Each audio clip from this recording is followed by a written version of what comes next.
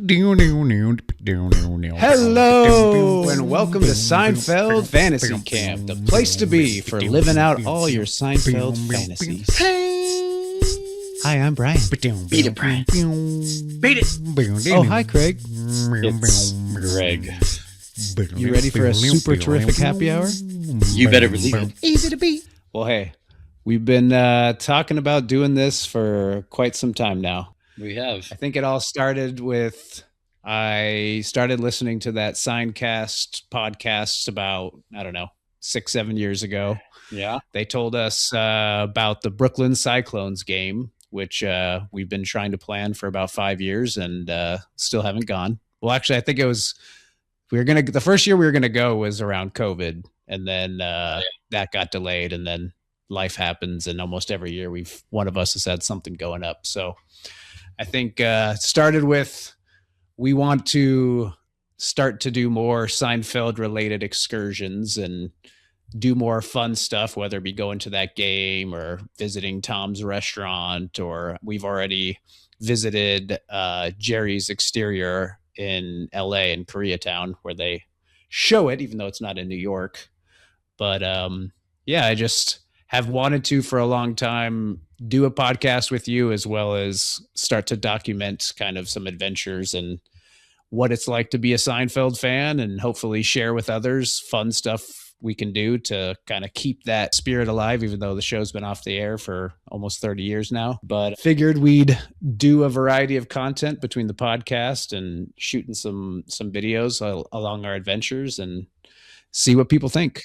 Yeah, let's kick it off. It'll give us an excuse to actually stop procrastinating on doing some of this fun stuff. So exactly. Well, maybe do you want to give like a basic intro of who you are and what you do for a living, and maybe give me your earliest memories of watching Seinfeld? Sure. Yeah. So it's Greg. So I'm Greg. I live in San Diego. I'm a mechanical engineer, but work for a tech company that makes semiconductor chips. And yeah, so kind of a nerd by day and a Seinfeld nerd by night. And yeah, earliest memories. So I do remember back in college, I think college was a time when Seinfeld was off the air and all the DVDs started coming out. And it was one of those shows that I remember like watching as a kid, but it wasn't like religious every Thursday when I was little, because, I was like 10 or 12 when the show was really kind of going on. But in college was when like the DVDs came out, and I remember buying the first set, and then it was like the wait for the next one to come out was as soon as it came out. Yeah, back I was probably like Sam Goody or something back in the day, where it was like, oh, I got to go get the DVDs, or I can't remember, Best Buy or something, but it was always like, when's the release date of the next season, and just always getting it right away. So I think that was really when, quote, my obsession started, where it was like, okay, it's almost like nowadays, like waiting for the next series to come out. And I think I had seen probably half of them, live, but when the DVDs came out, it was like, okay, cool.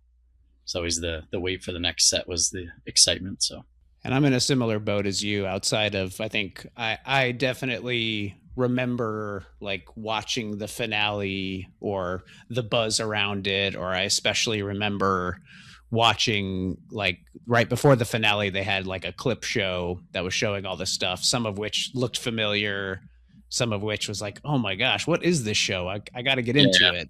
And then from there, it was just whatever I could catch from syndication between then and the DVDs, which seemed like almost 10 years, maybe not that long, but there was, I think, like, I want to say they came out maybe 06, 05, somewhere around there. Yeah. So like 8 years between, but yeah, kind of similarly experiencing sections of the show out of order, wanting to get into it. And then same as you, as like, once the DVDs came out, I was just getting them the first day, probably finishing them within a day or two and just binging them. Yep. DVD to DVD.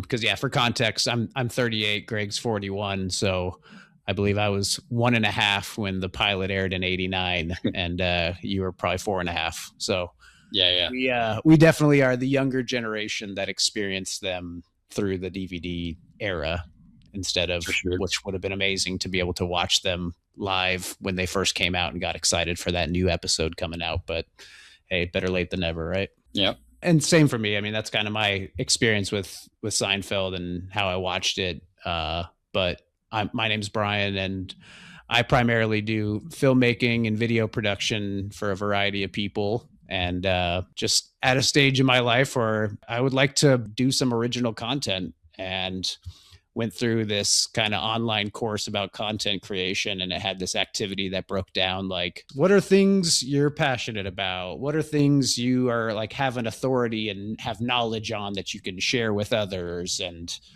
a couple other questions involved. And I'm going through this process and I'm thinking it's going to tell me you should teach other people how to shoot videos and how to edit videos. But it was almost like every category Seinfeld just ranked at the top. It's like the one thing that I'm a semi expert on, I feel like. So here's day one and we're getting it going. Let's do it. Should be fun. Yeah. But yeah, before we jump in, first of all, today is going to be kind of the least organized and random because I kind of would rather focus on kind of giving introductions and what the podcast is going to be about and what to expect. And eventually we're going to try to regularly do traditional episode recaps where we go in order and just cover every episode and spend at least an hour on the behind the scenes, what went into the episode. In addition to that, a couple things I want to do is creating original content around the show, whether it be we get to interact with some of the cast and crew in traditional interview form like we're doing right now, or in a perfect world, like in person doing something, revolving it around something fun. So maybe a simple example is we could interview the soup Nazi like this, but how cool would it be if we got to make soup with him and interviewed him that way and did something fun and interactive that I think Seinfeld fans would dream of doing. So in addition to that, I think the whole visiting locations, going to places like Tom's Restaurant or the Soup Man or the Nexus of the Universe at First and First. There's plenty of locations out there that we can visit and do interactive stuff, as well as going to things like the Brooklyn Cyclones game. Or I don't know if he's still doing it based off of his website, but I would love to do the Kenny Kramer reality tour of him driving us around in a bus and showing us all the Seinfeld locations, as well as his involvement in the show and whatnot. But with that being said, I'm curious because we're planning on going to New York around August 1st, which is the Brooklyn Cyclones game. And actually, next week, I'll be going with my girlfriend to New York and doing a couple shoots. I was just curious for you, because I'm going to be doing some on this first trip and saving some for the second trip. Is there any New York specific locations that you're most excited about that would be worth me saving and not doing on this first trip? Yeah, I mean, I think like of course, like Tom's Restaurant is the iconic spot. I definitely would want to or yeah, save that or experience that one together. Um, and then I think everything else for me is like little like quirky stuff um like the original Chinese restaurant. I'm sure it's not like a location anymore, but where, what building was it in, or like the different areas of like Central Park that Kramer, the fake Kramer in the series, like kind of runs through. And from a New York perspective, I don't have too many specific things that are like, oh, I really want to see this. It would be more just like the general experience of the areas that they visit. I think as we move forward, what may be more interesting is to go to like the different areas around the world that they feature in the series throughout the series, like going to Tuscany, or like just going to different areas that they travel to. And I know there's also a lot of areas around us in California where they've pretended they were in New York, but really they shot it in LA or something like that. And so I think that all those types of things would be cool check off the list, right? Yeah, exactly. And for you said you were from San Diego. I'm currently in San Jose, which is south of San Francisco area. But LA's, closer to you, but at least in the middle of us. And I think it would be really easy to knock those off occasionally whenever I'm in town. It's like, oh, let's go to Jerry's apartment. Let's go to all those scenes where George or Jerry is contemplating whether they should get married or not, and they're sitting on the pier, seeing all these Yeah, yeah, couples being lovey-dovey. That's Santa Monica Pier. I would love yeah. to like essentially recreate those scenes like frame by Sure. frame and run through some pigeons and admire some couples with a baby or whatever, like stuff like that. I think is just really fun to do. And I believe the exterior that they shot for the Chinese restaurant has since closed down, but something that is actually I'd be more intrigued to do is the interior of the Chinese restaurant is based off of a real location in LA, and I think it's called Genghis Cohen. And I guess a lot of the cast and crew and Jerry and Larry would eat there all the time, so they're like, let's make it Yeah, look yeah. like the interior of this. So I feel like that would even be more intriguing because you feel like you can walk into the restaurant and actually order food and Sure. all that stuff. I think it would only be appropriate if we have at least a 20 to 30 minute wait and he tells us 5-10 minutes. But yeah, that would be one to visit. And I'm trying to think of, I mean, there's, as I've been kind of researching for this project, I'm realizing the possibilities are endless for places we can visit. And then from a For sure. creative standpoint, with interacting with cast and crew, obviously there's going to take some time to build a reputation and build a following for them to want to get involved. But I just would love to take my skills that I've learned as like a documentary filmmaker and use that to like go deeper into the show beyond what the special features on the DVD provide. Especially a Yeah, more like those, a lot of those documentaries were shot, shortly after the show, where it'd be nice to just check in with some of the people now and see where they're at. for sure. I just went with my kids to see the Sheep Detectives, and like the main sheep character is Julia Louis Dreyfus, and like I mean, it was just funny because I didn't like research anything, but the kids were like, "Oh, let's go to this movie." It's kids movie. I'm like, "All right, whatever, you guys, let's go." And then like as soon as the sheep started talking, I'm like, "Oh, there she is. She's still cranking away." So it was pretty funny. I think Yeah. Bryan Cranston was in it too. So it's funny. It's like everyone's still just doing their thing. It's pretty amazing, actually. And it is cool to see, like, you'd think certain people are like above, like a Bryan Cranston's a perfect example of like, he's clearly had so much more success with Breaking Bad and other projects after the show. But whenever he's in interviews, he always speaks so fondly of the show. It's not like he talks about it. I don't want to talk about that old project I did in the 90s. It's like he loves Yeah, yeah. being He interviewed loved it. about that type of stuff, or just, Yeah, John Favreau is being interviewed for, I guess, one of the Mandalorian or Star Wars projects, and they asked Pedro Pascal and Sigourney Weaver. They were like, "Which '90s show is this that John Favreau starred in?" And it just shows Eric the Clown all decked out in makeup. And then he was just like, "I swear this isn't AI. I really did this role." And they at first couldn't figure it out and eventually got Seinfeld. But the way he responded was, "This is one of my favorite memories. I broke out after this." And just to see, such a polished crew at their peak and how the operation worked on that show was like so inspirational for my career to be able to for like sure. pursue my own projects. And clearly, in addition to being a great actor, he's done so much directing and producing for all these Marvel movies and Star Wars movies and stuff. And Yeah, just cool to see someone of that stature still looking back at his one episode on Seinfeld as like this extremely meaningful part of his career. for sure. No, I think a So lot of the people who kind of got their breakout role in the show as a a one or two episode type character. So it's pretty cool. yeah.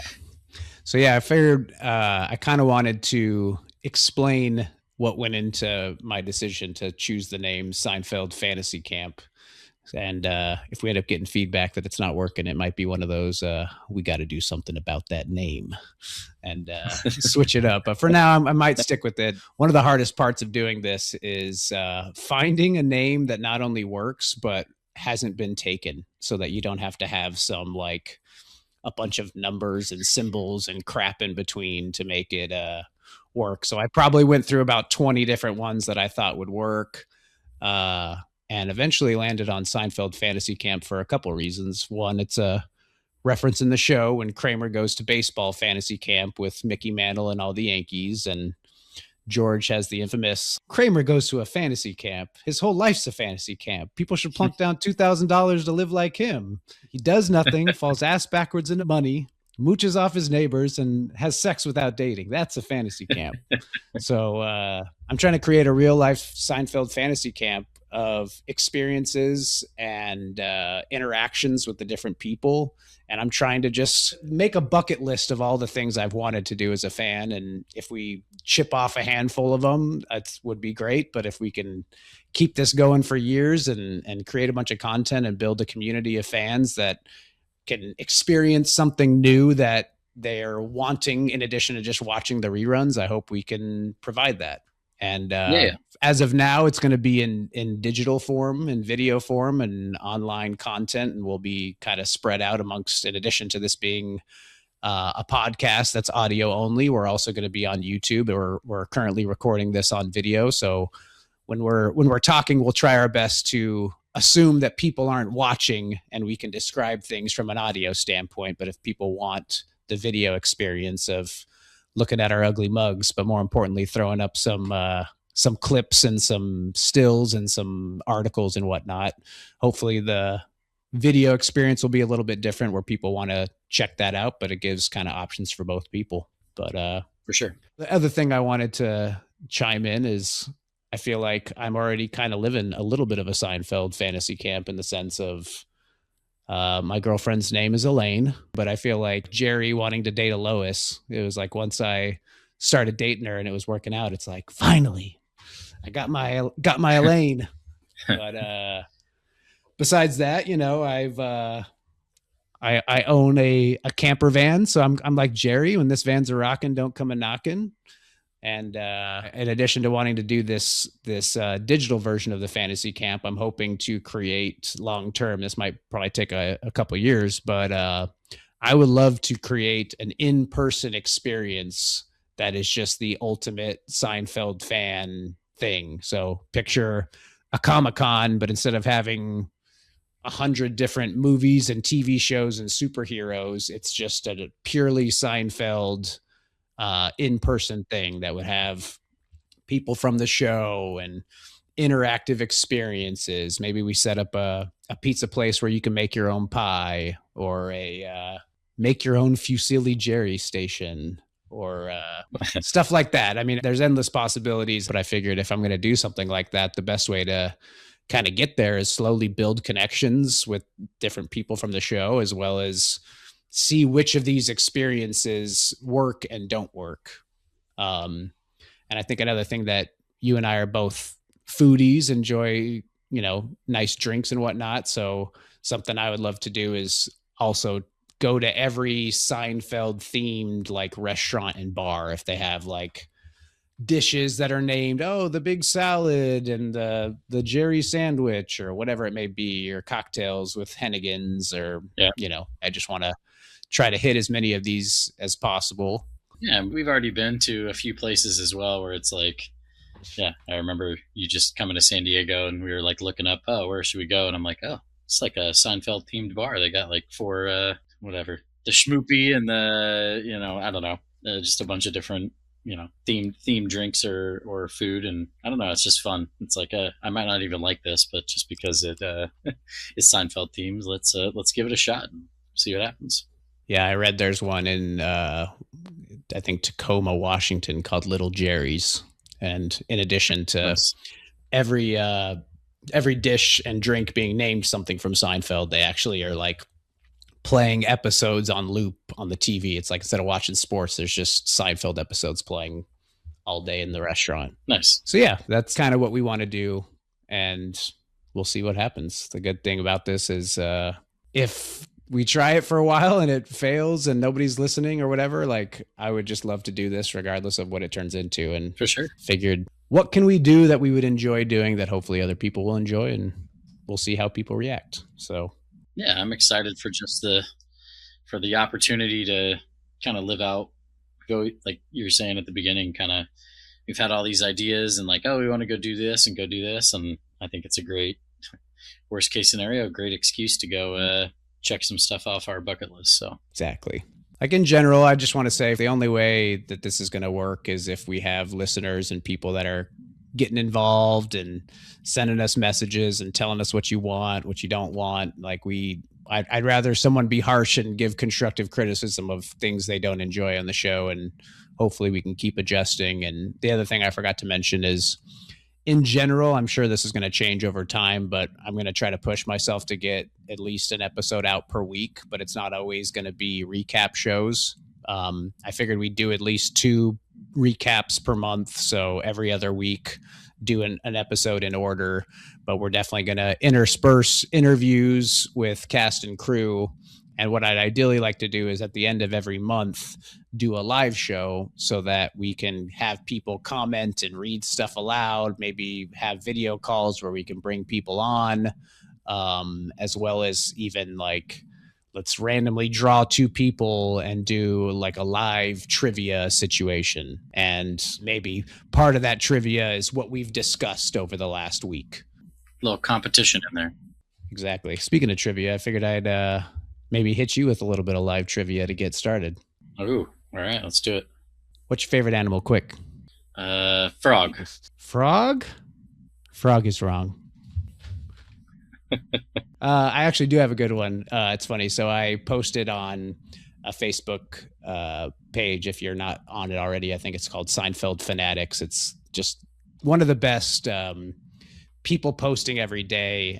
I just love posting something and reading the comments, or commenting something and then people are commenting off my comment with an additional reference. And it's just a very solid source of diehards. But I basically posted on there that, hey, my brother and I were, which by the way, I don't even think I've said that. We're brothers, by the way. And I was like, my brother and I are starting a podcast. If anybody has any ideas or things they want us to talk about, let me know. And my name is Brian Wilson, which is the lead singer of the Beach Boys. And our dad's name's Dennis Wilson, which is also a Beach Boy. So I'm very Beach Boyed out. But within the comments, there was plenty of not only just general Beach Boys references, but it made me realize there are 3 Beach Boy connections to Seinfeld. And I'm curious, what are the 3 Seinfeld connections to the Beach Boys? All right. Well, the first one that comes to mind is, now I'm trying to think of the scene. I know the song, but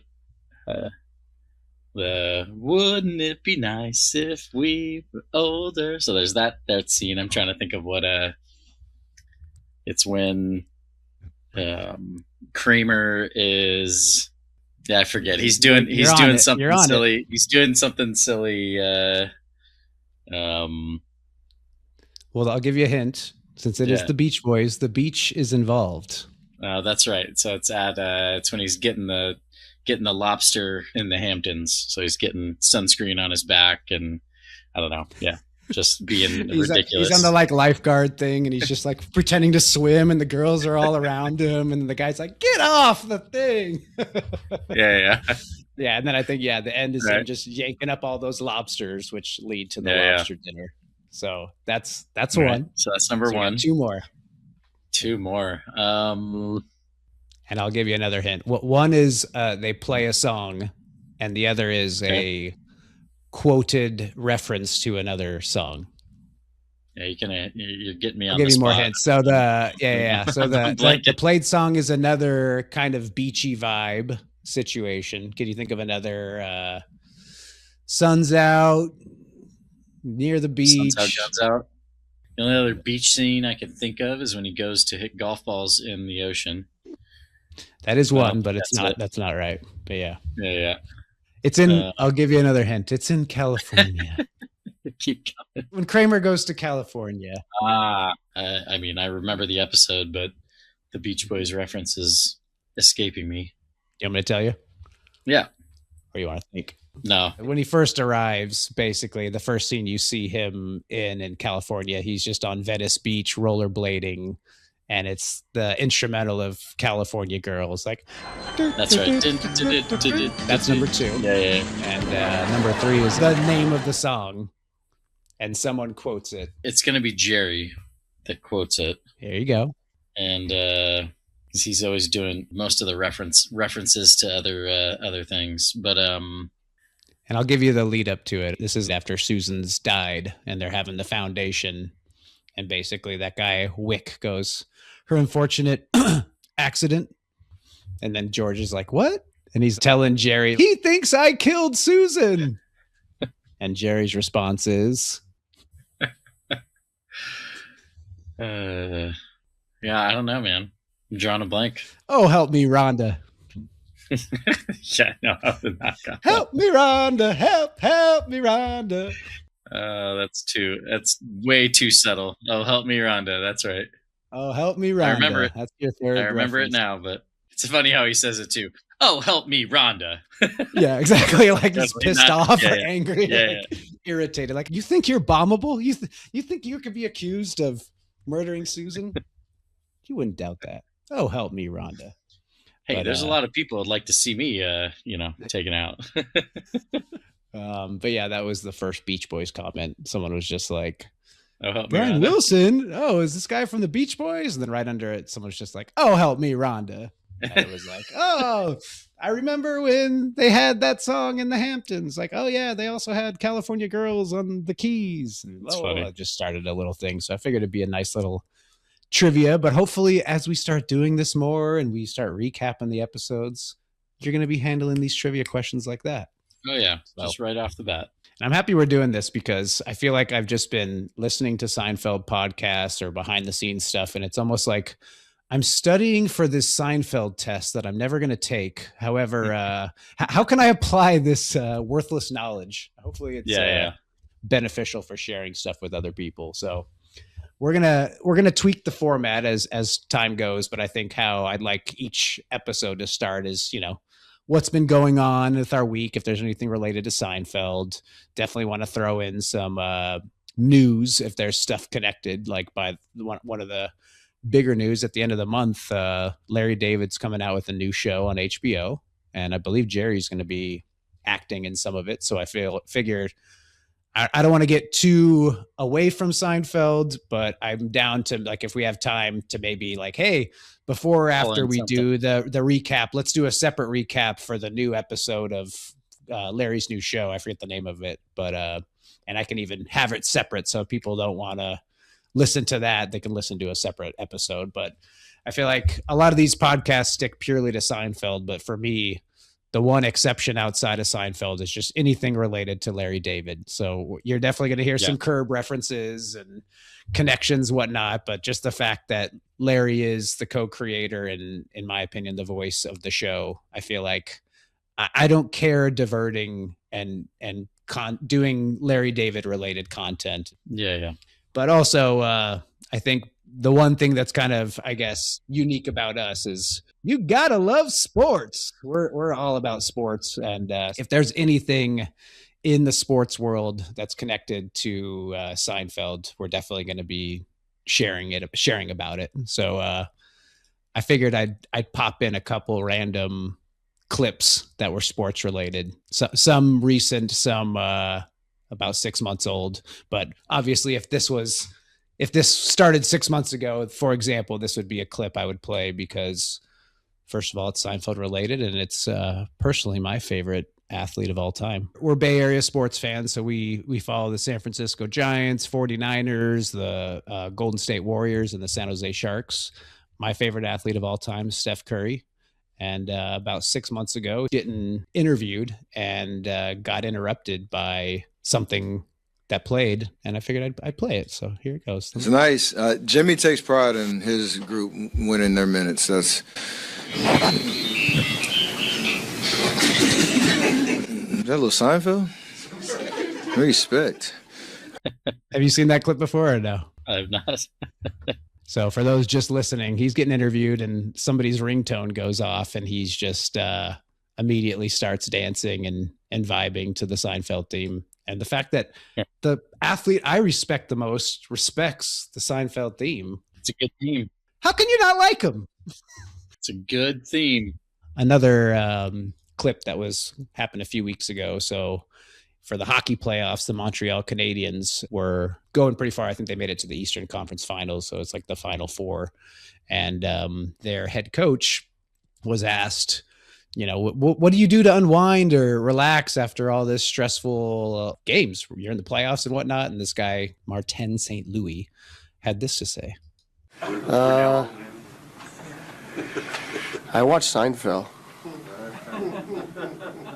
I mean, I've watched Seinfeld, what is there, 9 seasons?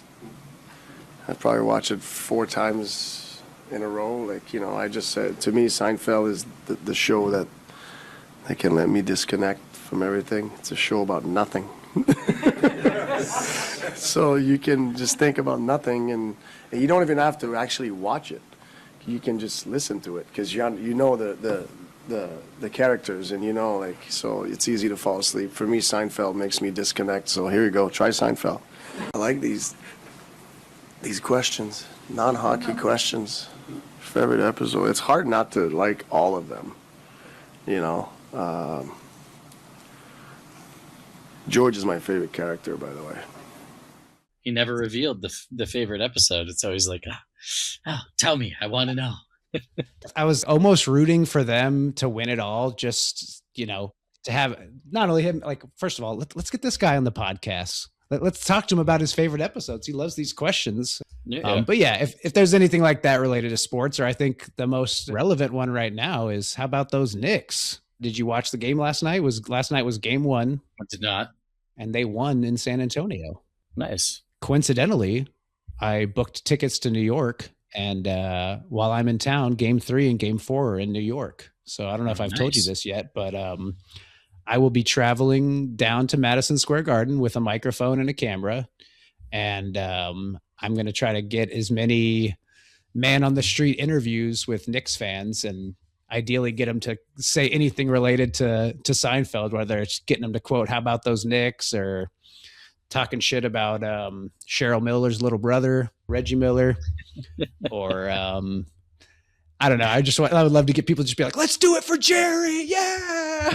Just go crazy and just make a compilation of Knick fans on the street. I don't know if you've seen any videos. I mean, all sports fans are going to go crazy, but specifically New York fans are just, in a good way, just so passionate. But specifically the Knicks have just been bad for so long that I just feel like everybody is so hungry for this championship. For sure. And if they, even if they lose game 2, if they can win 3 or 4, just to be in that energy after they win is just going to be insane. I was watching videos last night of just the streets are going crazy, and it's an away game. It's just people are just flooding the streets from watch parties and whatnot. Awesome. So it's going to be a good time. Or another one I could think of is Madison Square Garden. We're going to the Knick game. Michael Jordan. When they're in the limo going all crazy for O'Brien, I almost want to get some people pregame. We're going to the Knick game. Going crazy on each other. So that's our You Gotta Love Sports section. I think we should switch over to some couple of funny news articles I read from the last week. Tell me if this sounds familiar. I'm sure this is old news to our Seinfeld fans now, but the headline reads, postal worker pleads guilty after hundreds of pieces of undelivered mail found in his apartment. Does that sound like somebody you know?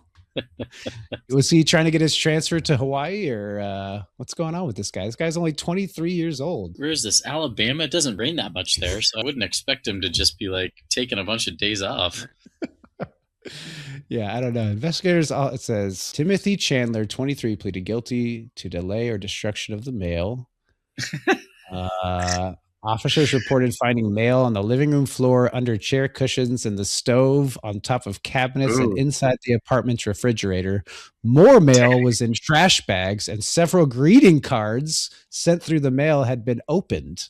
Opening mail too. Documents, investigators also found 66 empty bins.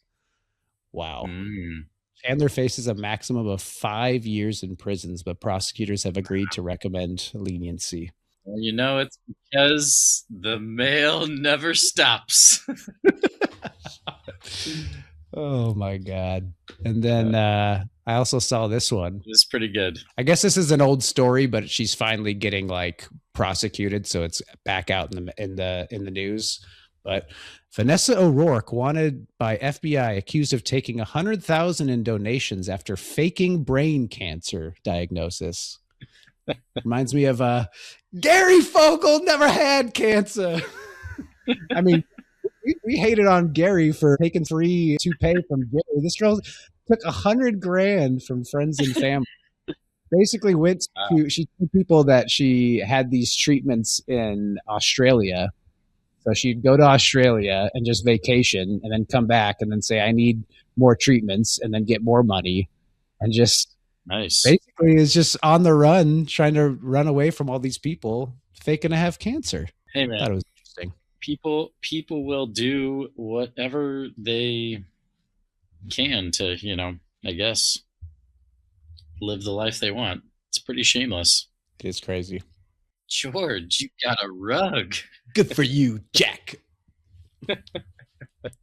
Yeah, I'm curious. Obviously, we're going to get into this as we dig through all the minutia of all these episodes. But what are your general thoughts towards the series? Or do you have favorite episodes or favorite seasons or ones you can't stand or any of that type of stuff? I don't think there's any episode I can't stand. It's always like, okay, yeah, this one's not, maybe not as good as others. But yeah, I mean, so my favorite episode is what is it? Is it the lock box or the Strong box? The strong box? Yeah, sorry. About Fredo and the keys and all that stuff. It's just so, I don't know why, but there's just so many like the super awkward moments with Jerry in his apartment, the guy down the hall, where it's like, dude, the scene where he's just like knocking on the door and they won't let him in. Is he still there? Yeah, he's still there. Look, mouth wide open. Yeah, it's just like so perfect. Oh, you live right there. It's like Jerry's so much in his own world that like, oh, I know Kramer across the hall, but the guy a door down across the hall, I have no idea who that is. So I don't know. The reason I love that episode is just because, so many awkward moments, and then they go through all the pain of digging up Fredo, and then this, and this, and then they get back, they get caught, and then they get back to the apartment, and just like, I can't remember who opens the box, but it's just like, oh shit, guess I never locked it. And Jerry's like, we just desecrated an animal. like I don't know. It's just so great. The ending to that episode is just fantastic, where it's like the last thing that you expect and just comes out of nowhere. So I don't know, that's the one that comes to mind in terms of not, of course, right, there's all what I view as like the cliche episodes of, okay, the contest and the soup Nazi and the, I think the muffin tops is another one that like comes to mind, is just like awesome, and Festivus and all the typical ones. But I don't know, that one has like a special place in my heart. One of my favorite scenes, and I don't remember which episode it is now specifically, is when Kramer's in Jerry's apartment and he drops an egg on the floor. And instead of cleaning up the egg, he sets up 4 cups and puts caution tape around the egg. I was just like dying, like, oh my God. Like, who thought of that as like the perfect way that Kramer would handle that situation? Spends like 10 times the amount of time setting up the caution tape than it would have been to just clean up the egg. It's so good. I still remember just being like, oh, first time I saw that, like, oh, that's just so perfect in terms of, I'm going to leave this mess for you, Jerry, but I'm going to warn you about it. So, of course, we'll talk through all the episodes, but I don't know. Those are the 2 things that just come to mind right off the bat, of like little quirky things that, aren't let's say necessarily mainstream, but just had me dying laughing. I mean, similar to you, it's like I have my classics. Like it's to me, like if I'm showing a first time watcher, I'll always show them the contest first because not only is Oh, it for sure. one of the most beloved episodes, and everything about that episode is just so perfectly written. There's no fluff, as well as Yeah. the shock value of talking about masturbation on a sitcom in the 90s. At the time, obviously that was what they called the water cooler moment of everybody. Oh, did you see what happened on Seinfeld last night? Yeah. And I feel like you don't need to know all the backstories to get it. You can just laugh at it and enjoy it and get an idea of what the show's about. For sure. But besides stuff like that, some sleepers that maybe are less popular to others, but ones that I particularly love. The first one that comes to mind is the hot tub with Jean Paul, and Kramer gets his hot tub for the first time. And I think specifically, in addition to it just being a great episode, I am just my second love, or let's call it my third love. My first love is Seinfeld. I like how I'm saying these over my girlfriend Elaine's name. Let's put Elaine to the side. My first love is Seinfeld. My second love is Bay Area sports, and my third love is hot tubs. I'm obsessed with hot tubs. You do love hot tubs. I've owned a variety of Costco inflatable hot tubs, and have had them from when I lived in a huge studio warehouse place, and it was indoor like Kramer's, and it was almost identical to the one. Like if you look close, he really almost has like an inflatable hot tub style thing. Yeah, they just put wood around it to make it look more legit, but it's basically an inflatable hot tub. It is. The most I felt like Jerry is when I lived in Denver in this high-rise apartment, because we had a buzzer that you could buzz people in, and because we were high up, it felt like that city vibe. But I probably against all building codes, I put a hot tub that weighed, I don't know, 6,000 or 7,000 pounds on my little balcony of a 2-bedroom apartment. And thank God nothing fell through and collapsed while we were out there. But I definitely, every time I've been in there, have just felt like Kramer, like, you know, not living in some extravagant mansion with a hot tub built in, but having an inflatable hot tub in an apartment. It just very much felt like Kramer. And you took like one of those little hammocks that you get in like Mexico, and you like hung it above the hot tub so you could sit in the hammock and then roll off of the hammock into the hot tub. I was like, oh my God, and this is ridiculous. For the YouTube people, is it cool if I throw up a couple clips of that so people can get a visual? Of course, if you got it on demand on your phone.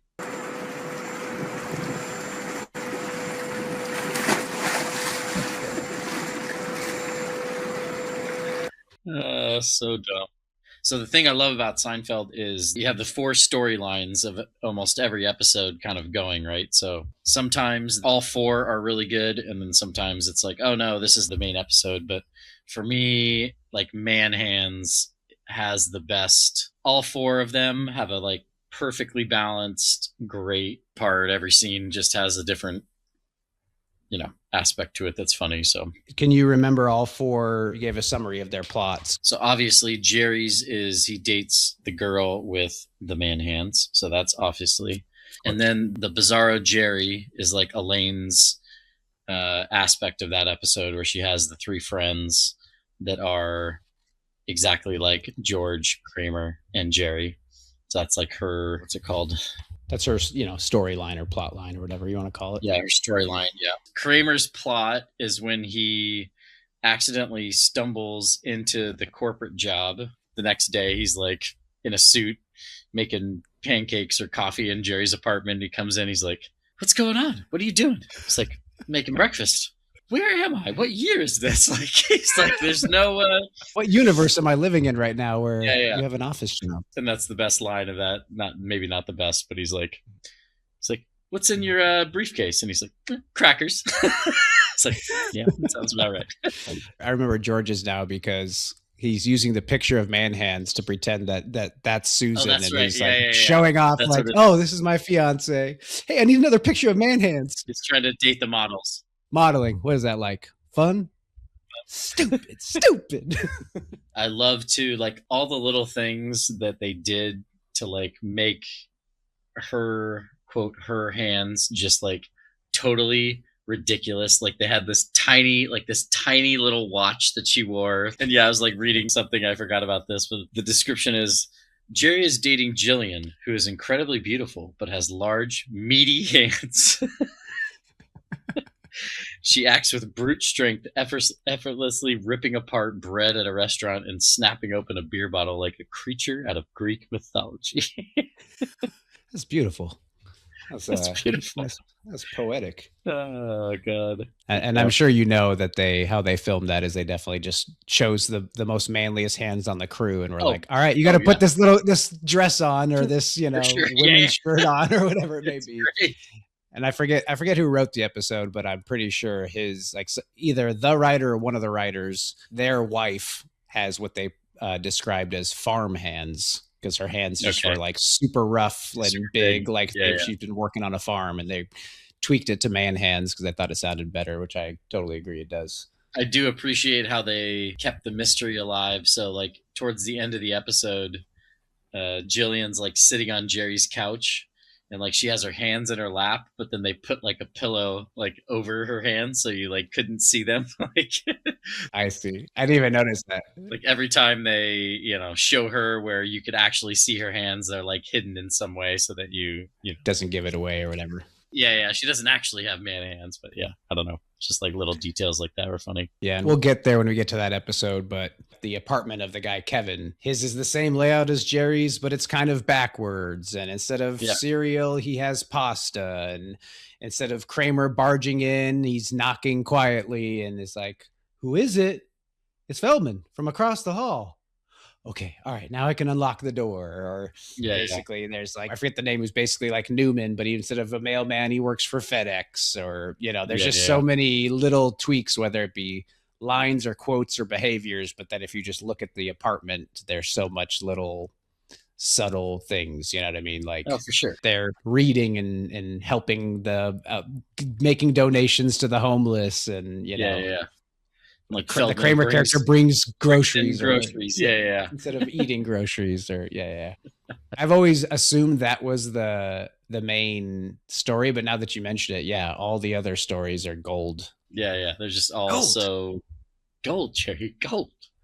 Yeah, also memorable. George is like recapping his night. He's like, "Oh my God, Jerry! Like models everywhere. Like this is great. This and this." He's like, "Oh, so you don't need the picture anymore?" He's like, "No, my hand's been stamped. I'm already through the walls or whatever." And he's like, "So you're gonna burn that bridge?" He's like, "Flame on." I love too in that scene where he's talking to one of them on the phone. He's like, they're doing his hair. He's got, I can't remember the actor's name, but it's some actor that also is bald, and he just has him like sitting next to him as he like does his hair. Like, oh yeah, I'm a badass just like you. Yeah, I forget that guy's name, but he's on some type of like cop show or something like that. Yeah. He made being bald cool, essentially. Yeah, like, exactly. He's one of the cooler. He's a bad boy. So I have yet to also include what the biggest part of my trip is. The main reason for going to the East Coast is I am attending a Seinfeld night of 4 of the former cast members, and those include Kenny Bania, Jay Peterman, the Soup Nazi, and Fred. What is his name on the show? Fred Yurtz, but his real name is Fred Stoller, who is also a writer on the show.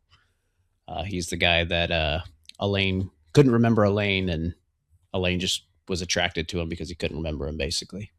I remember we played tic-tac-toe. The X's won, going from top left to bottom right. She's like, what? You don't remember me? Yeah. No, so all 4 of them are going to be there, and it's a dinner. I paid a little extra to specifically sit at Banya's seat, or his table. So I'm going to be sharing a meal with Banya, and there's soup. There you go. It's got to be soup. The funny thing is they announced this thing, and the Soup Nazi and arguably the second most soup-based character is there, and they did not have soup on the menu. And like you could just see on all these Facebook comments, how is there not soup? Where's the soup? And then all of a sudden they changed the menu and soup was on it. Yeah.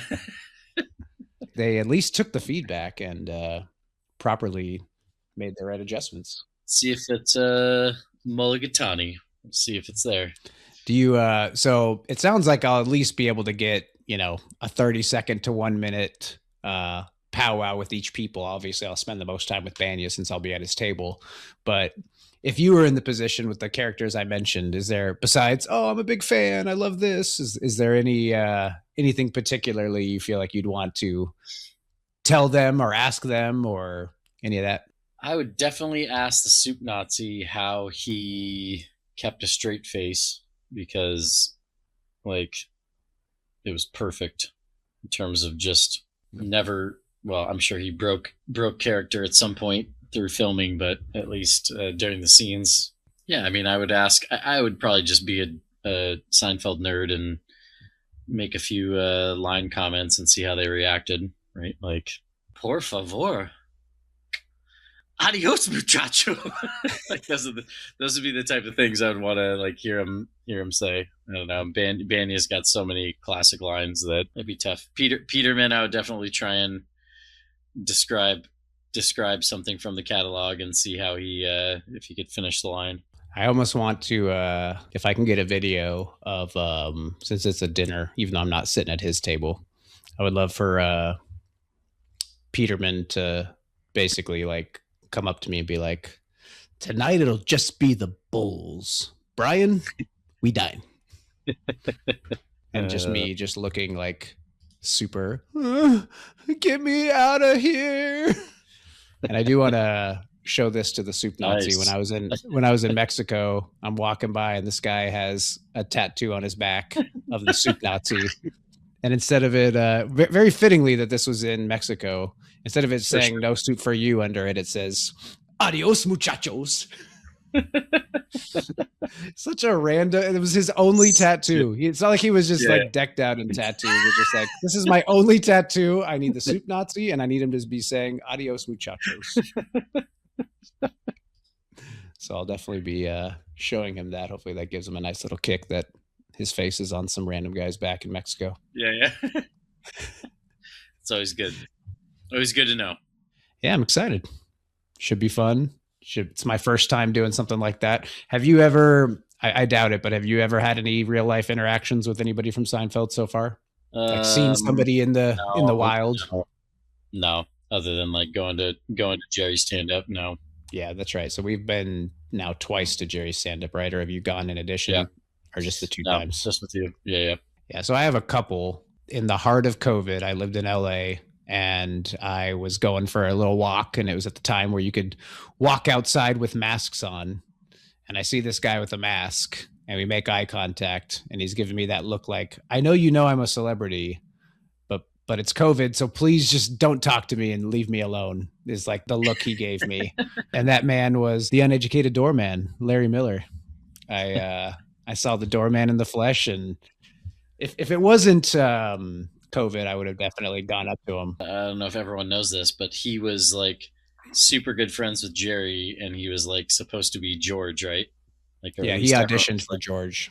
Everyone was like, "Oh, he's Jerry's friend. He's gonna get George." I think Jason does an interview where he's like, "Oh, I thought I had no chance because, yeah, I auditioned for it, but Jerry was friends with this guy and he was going to get it or whatever." So it's pretty funny. They got it right. Not only is George or Jason Alexander the perfect George, but Larry Miller's the perfect doorman. I love him as like let's call it top 5 enemies of Jerry. Like he just perfectly gets under his skin. For sure. One, I don't know if I'd consider this, but I was on a shoot in LA, and the girl I was shooting, who was the host of the show, she was like, someone just told me that there's an event over there and Julia Louis-Dreyfus is in there. Basically, I spent at least a half hour just like pretending like I was doing stuff, but just like walking around the building, like hoping that I could look inside or she'd come out and I could meet her. But it definitely felt like, sorry, private party. It felt like that. Like basically I was walking around and you could just tell people are kind of like, you shouldn't be here, get out of here. And after a while I was just like, ugh. So that was a close call, but the most intimate experience I've had with a Seinfeld cast member, which unfortunately, is if not my least favorite character, one of my least favorite characters is Kathy Griffin. I used to shoot for the Recording Academy that does the Grammy Awards, and we would interview musicians and producers and different people that had won Grammy Awards. And I could go, the list is ridiculous. Marshmello, DJ Mustard, all these different people that I got to like either go to their house or interview them in their studio and just had all these awesome experiences. But apparently, Kathy Griffin won a Grammy for like best comedy album or comedy something. It wasn't the one woman show?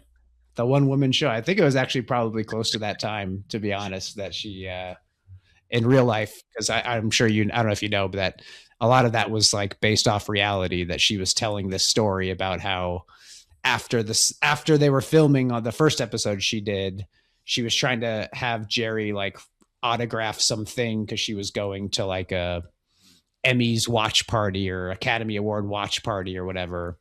And she was trying to get him to sign something, and he was just super irritated with her and kind of dismissed her.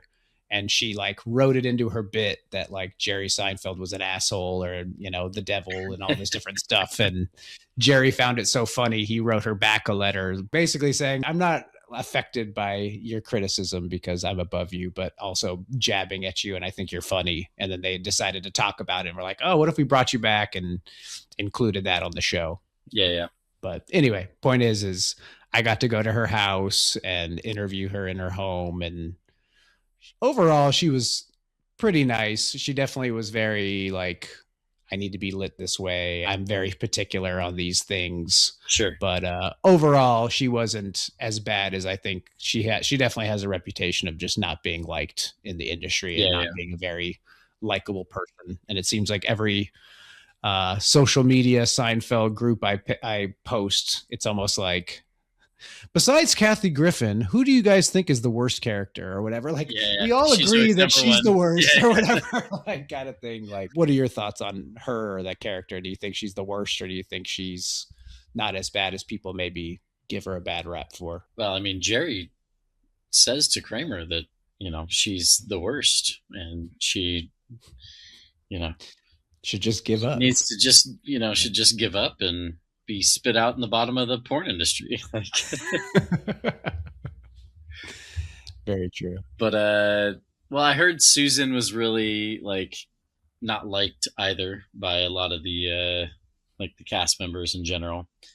But in terms of my least favorite character, and it could be almost like, I don't know, it's like, is it they suck as an actor and as a character? Because sometimes it's like, for example, Hank from Breaking Bad, I absolutely hate him, but I absolutely love and respect for how well he played that character. You know, yeah. Because you're watching the show, you don't like that he's trying to stop your hero or whatever, or the main character. But I'm just curious, like within that, if there's other people that fall into that category, like what one that I feel like it has a love-hate relationship, people either love her or they hate her, is Toby. Really great. Yeah. So I feel like gets under a lot of people's skin. For sure. But I just curious, is anyone else like that for you? No, I don't think so. I think each character had their own, like if they were annoying, for example, it was like for a reason, right? Like Toby, what you just described. It's like, okay, you're acting well and being really annoying. Yeah, you're crushing how annoying this person is supposed to be. Correct. Yeah. But I don't have a specific character I thought was terrible or annoyed me or something like that. All right. It's tough. Seinfeld's a tough show to have characters that were bad. I think they did a pretty good job across the board of casting people. Yeah. On that, well, before we go, can you think of any real life experience that you've had that was just like a perfect connection to Seinfeld? I think for me, I've created a lot of them myself. Like at work, I was thinking like 2 days ago, I was in like a training and we had little, like they brought, you know, breakfast or whatever. And there was like these little tiny muffins that were like super small. And I was just like sitting there. There's probably like 20 people in this training. And I just like broke the top off of this tiny little muffin, so it was probably like only like this big, and just like set the stump down and just like ate it. And then like someone was like, "Did you just break the top out of that muffin?" I was like, "Oh yeah, dude, muffin top. It's the best. It's the best part, man." And someone was like, "Oh my god, I love that episode." I was like, "I know, yeah, it's a great one." So I don't know. I think I create my own Seinfeld kind of references or connections sometimes too. So I got you. Is that Paquita next to you? yeah, Paquita. Who left the door open? Okay, well that is okay. Now that you mention this, and yes, this is Artemis, but we can call her Paquita for now. The other day, so I like go out to get something out of my car, and I just like left the front door open, come back inside. I was kind of distracted talking on my phone, and I have an automatic cat feeder. So normally I'll like hit the cat feeder, and both of them will just wherever they are in the house, so like they hear it and they just run to it, and I hit the cat feeder, and like Apollo goes running over there. No Artemis. And like shit, like I don't know where she went. I like drove around the neighborhood, and I came back. I'm like, all right, I don't know where she is. Like, I guess I'll, I like got a little bowl of food and like left it in the backyard by the door, and I like left the sliding glass door open, but the screen door closed. And all of a sudden, I'm literally like, okay, well, I don't know, maybe she gone. And I'm walking up the stairs, and I just hear like outside. So I like walk outside, look over the fence, and the neighbor has like a huge Rottweiler. And so I like look over the fence, and she's just like sitting there looking up at me, like she had walked out front, like jumped over the fence, got into my neighbor's backyard, but then couldn't figure out how to get back or whatever. And so I had to literally like go over and break into his backyard, like Back to the Future style, like hopped over his fence, like grabbed her, like tossed her over the fence, and then like went around and like jumped back over the fence. I was like, oh god, you almost just died, girl. You wouldn't have survived out here very long. So that's a good recent Seinfeld reference of, yeah, what's going on? What's wrong? He lost his cat. La puerta está abierta. Well, at least you got the cat within 24 hours, because if time kept going by, I'd been like, it's been a few days. It's up to the cat now. Yeah, exactly. That's exactly how I felt. I'm like, all right, well, I'll leave some food out, and if you come back, then welcome home. Well, I know that these cats is a semi-temporary situation, so I feel comfortable ripping on you to say, guys with cats, I don't know. Yeah. It should only be a few more months. We'll see. Well, you're doing a good deed by taking care of those kitties. They're very sweet. They're just they're a handful sometimes. Can't leave those doors open. Well, I think we officially bottomed out. I think this is a good little introduction start to giving people an idea of who we are and what to expect. So again, please write in while I'm on the subject. So everything related to this is going to be under Seinfeld Fantasy Camp. So if you want to email us, it's seinfeldfantasycamp@gmail.com. You can look up Seinfeld Fantasy Camp on YouTube, Facebook, Instagram, TikTok, Snapchat, and Discord. We're on all of them now, and it's just straight up Seinfeld Fantasy Camp. So please, give us a follow, give us some feedback. We'd love to hear from anybody so that we can get this community built and hopefully continue to shape the show to give the people what they want. Did you have any final thoughts or feelings on the matter? No, I'm excited. I think that, I don't know, it'll be fun to go down the journey. And like you said, I'm very encouraged to find out and hear all of the Seinfeld quote fanatics that are out there, and the people who just, I think me and you are very similar, where it's like there's a different little Seinfeld reference that comes about somehow. And even like when I'm at work and stuff, something will happen and I'll, make some Seinfeld reference. And it's almost like I now judge people by whether they understand the reference that I'm trying to get at or not, right? Like I'll make a comment, and then like if I'm in a meeting or something, there's 10 people in there and a couple people laugh, and then I'm like, okay, you're the you know what's up, like you're the cool ones, right? So I think I don't know, it's like I'm excited to hear what other people think or the experiences that other people have, or it's just little things throughout the day that just pique a little interest, a little brain cell neuron goes off, and you're like, oh yeah, there it is, the reference to quote everyday life that you never expected, but somehow Seinfeld captured it perfectly. So For sure. Well, I think we will definitely get better over time. I think this was also not too shabby. It's our first one. We'll work it. I like this conversation so far. But yes, we will get better over time, and all the feedback we can get, we'd appreciate it. All right, well, that wraps up episode 1. Next week, we will be discussing the pilot and first episode of Seinfeld, the Seinfeld Chronicles. Is this for that girl? Yeah. Why even give her an option? This is a person I like. It's not how to score on spring break. All right, that's it for me. Take care, everybody. So long, jackass.